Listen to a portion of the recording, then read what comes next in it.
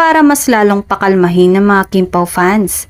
Naglabas ng unang ayuda ang Star Cinema mula kina Kim Chiu at Paolo Avellino para sa lalabas nilang movie na My Love Will Make You Disappear.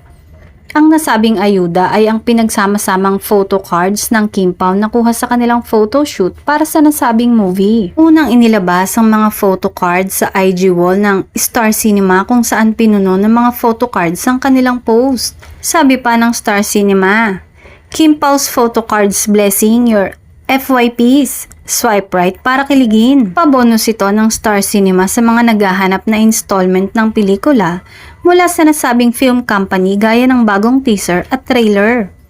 Pero inuna muna ng production ng mga photo cards.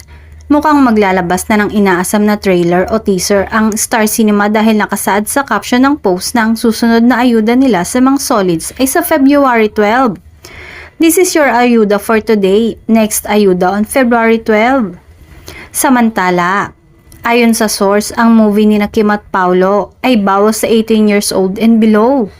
Pero imbis na mainis ay may mga natuwa pa dahil mas exciting daw ang mapapanood nila mula sa kanilang mga idolo.